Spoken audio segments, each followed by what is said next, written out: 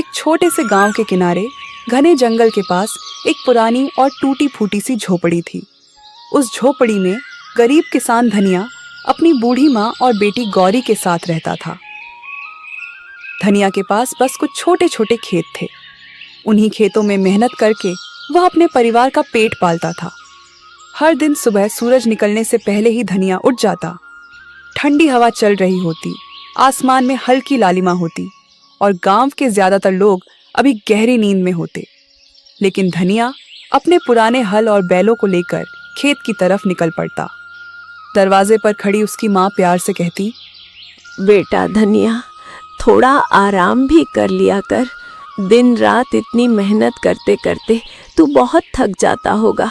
सुबह से शाम तक खेत में काम करता है, फिर भी चेहरे पर शिकन नहीं लाता। मुझे तेरी चिंता होती है बेटा। शरीर को भी थोड़ा आराम देना जरूरी होता है। माँ, अगर मैं मेहनत नहीं करूँगा तो हमारे घर का चूल्हा कैसे चलेगा? हमारी ज़रूरतें कैसे पूरी होंगी? मुझे पता है मेहनत मुश्किल होती है, लेकिन यही हमारी ज़िंदगी का सहारा है। जब तक मेरे हाथ पैर चल रहे हैं मैं मेहनत करता रहूँगा, ताकि आपको कभी किसी चीज़ की कमी महसूस ना हो। तभी उसकी बेटी गौरी दौड़ते हुए आती और कहती, बाबा जल्दी। एक पल के लिए पूरा माहौल सन्न रह गया। देखा, मैंने कहा था ना, यही चोर है। अब सबके सामने सच आ गया। अंगूठी इसके ही घर से मिली है। नहीं, ये अंगूठी मेरी नहीं है। मैंने इसे कभी नहीं देखा। मुझ पर झूठा इल्जाम लगाया जा रहा है। ये झूठ है।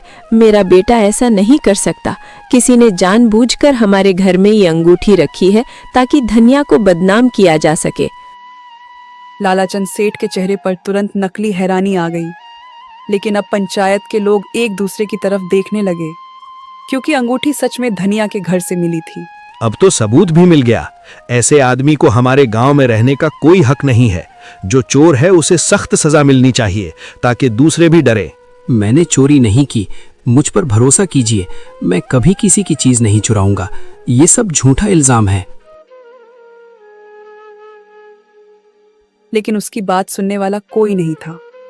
गांव वाले लालाचंद की तरफ देखकर सिर हिला रहे थे और किसी ने धनिया की ओर ध्यान ही नहीं दिया। अगर आज ऐसे चोर को सजा नहीं मिली तो कल कोई भी आदमी चोरी करने लगेगा। गांव की शांति और नियमों की रक्षा के लिए मैं इसे बर्दाश्त नहीं कर सकता। कोई भी ऐसा काम करे तो उसका अंजाम यही होना चाहिए, ताकि बाकी लोग सबक सीखें। ऐसे आदमी को गांव से निकाल देना चाहिए। इसे यहाँ रहने का कोई हक। सुबह जब धनिया खेत पर पहुंचा तो उसकी आंखें फटी की फटी रह गईं। हरी भरी खड़ी फसल पीली पड़ चुकी थी। कई पौधे सूख गए थे। वह घुटनों के बल बैठ गया। हे ईश्वर, ये क्या हो गया? कल तक तो मेरी फसल बिल्कुल हरी भरी थी।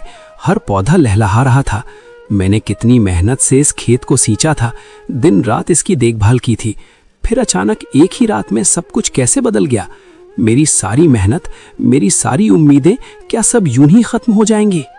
इतने में गांव के कुछ लोग भी खबर सुनकर वहां आ गए। वे भी खेत की हालत देखकर हैरान रह गए और आपस में बातें करने लगे। ये अचानक कैसे हो गया?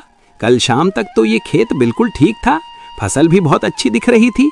एक ही रात में इतने सारे पौधे कैसे सूख गए? कहीं किसी ने जानबूझकर तो कुछ नहीं किया?